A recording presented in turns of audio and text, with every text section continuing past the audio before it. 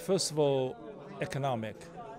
There is a huge trade deal that will help to reduce trade deficit on the part of the United States and boost confidence in bilateral trade and investment.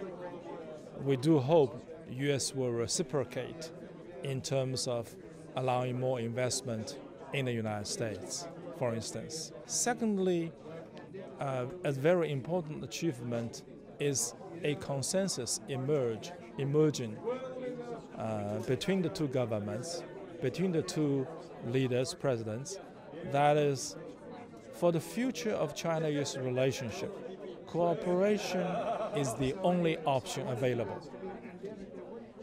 A new type of big power relationship should be our goal. That is, we need to base our relationship on the principle of no conflict, no confrontation, mutual respect for core interests, of course, and win-win through cooperation.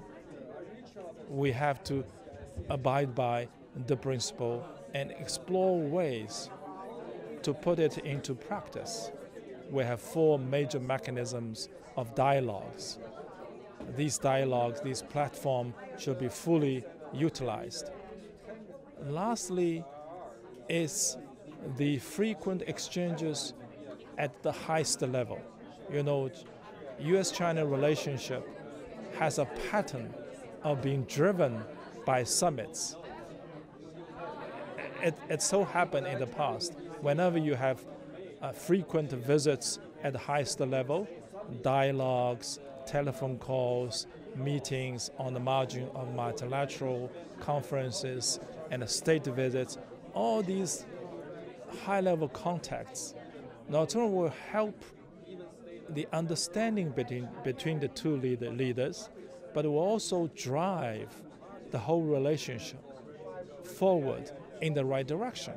I think President Trump's visit to China was, in a number of ways, very encouraging.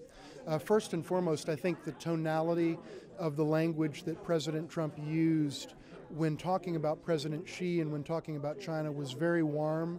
I would say unusually warm for a U.S. president. And one of the things that I found encouraging about the visit is the fact that there were a lot of trade deals signed, totaling approximately $250 billion.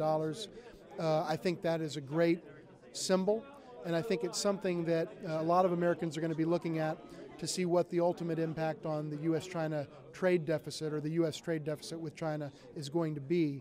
If, in fact, this marks the beginning of a new era, I think the signaling from China on this important state visit or state plus visit was very positive, and I think a lot of American observers are going to be waiting to see if the reality matches the promise of the words. And if it does, then I think this will augur well for the development of U.S.-China relations.